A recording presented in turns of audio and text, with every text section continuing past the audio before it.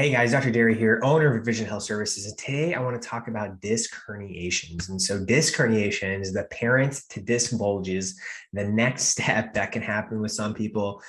Good news is not everybody has symptoms, right? If we really look at the literature and we look at how common this is, 50% of those over 50 have had a disc bulge or disc herniation. So 50% over 50.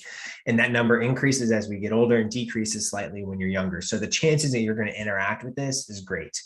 Okay, that's okay because not everybody has symptoms. Disc herniation is that next step. So what caused that? We covered that in the past video, but it could happen that that disc material goes into the spinal canal and that there's disc herniation happens.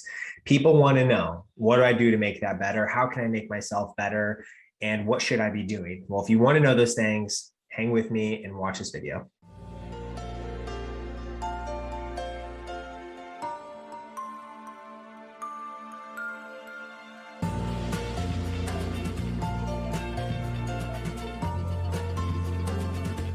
All right, guys, so we're going to go over the top two exercises that I like to use for lower back disc herniations.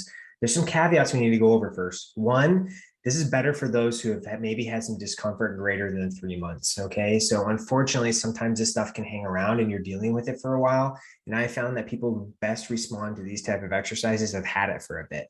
So greater than 3 months, you may or may not have some leg pain, numbness, tingling, what's called paresthesias. You may or may not have some of that, but you've been confirmed disc herniation and it matches with your clinical exam. If you haven't had a clinical exam, I recommend getting a clinical exam. You may not have the disc herniation that you think, or it could be something else going on. So once you've dialed that in, and you know it's a disc herniation, you're having some leg stuff, you're having some back stuff, maybe in the buttock, going down the leg. And then also you are worse with sitting and feel better with standing, right? So that's a big thing. So that tells me there's an extension preference. Extension is standing up tall, okay? You feel better with that than lying down or than sitting, especially if you're sitting in a soft couch. I know people, that may sound weird, but if you've had this, you know exactly what I'm talking about. And so those couple things are really, really important caveats. Throughout this whole thing, I want you to listen to your body, but we're going to go over prone press and cat camels. We're going to help regain some of that mobility in your back, help reduce some of those leg pains and discomfort. We're using what type of an extension based program or McKinsey based, if you've heard that language before. So let's go over that right now, but listen to your body, and here we go. All right, guys, so I'm going to go over the two exercises here that I find most beneficial and people have met those criteria that I spoke about earlier. So we're going to go over the prone press, which is inherently a part of what's called a McKinsey paradigm of treatment. So you're basically using extension or arching of your back to help what we think is reduce that disc herniation, or at least the symptoms associated with it. And then we're going to go over cat camel, and cat camel is going to allow you to help regain some of that flexion ability. So your ability to bend over, but in a way that your nervous system isn't irritated. And so I want to go over both of those things. So there's some caveats here too. And so when I go over the prone press, the one I'm about to do on my belly, just relax, right? The biggest thing there to do is relax. And so you're going to see me lay on my belly, and then we're going to go from there. So here we go. And you know it's serious when I'm not wearing any shoes or socks, all right? That means we're going to have to gain some traction here, and I find it to be more comfortable, and just wear some clothes that you can move in. You can do this on your floor as well. So my hands are going to be down at my side, and you may just start just by propping up on your elbows. So it's very, very common just to have some pressure here, and pressure is completely normal. And then what you want to do is drop down again, elbows down at your side, and press up. And the key here is to relax. And so you want to keep your low back muscles relaxed as you go through. And the other key would be to breathe out. Pressure in the spine is completely normal, and your spine is made to do this. So don't worry. So press through, and then nice and relaxed.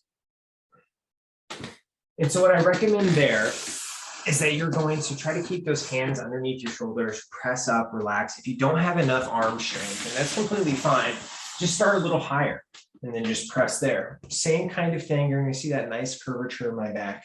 Just enjoy it, okay? So when you do this, theoretically, you should have less leg symptoms and feel better overall in your lower back.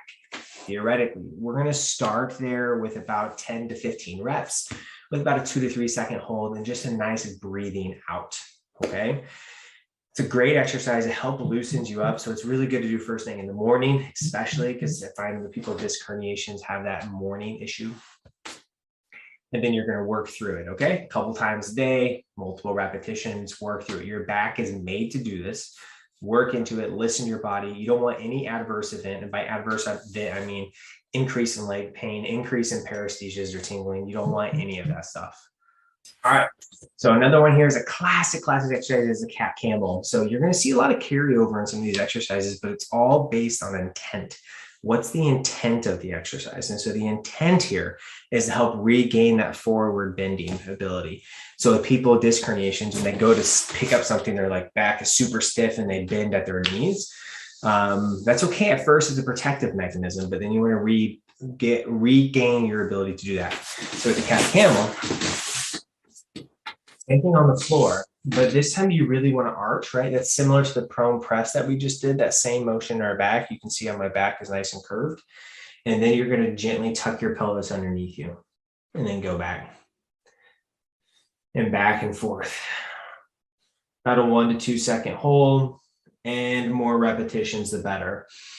Both of these exercises are mobility type exercises. And so they just get your joints moving, some fluid up and going. So it just feels good. And the cat camel, what I really like about that is it's not tensioning the nervous system. And so when you bend over forward with your feet on the ground, your nervous system is tensioned. And you can listen to your body against or not against the gravity. So it's an unweighted position. So try those two things. Should feel good. It's all based on intent. And if you like the way that feels, that's amazing. Keep up after it. You can keep doing it and just let time go on. Okay. Well, hope you guys enjoyed that. If you find it useful, please reach out. If you have any questions, also reach out. But until then, stay healthy and keep moving.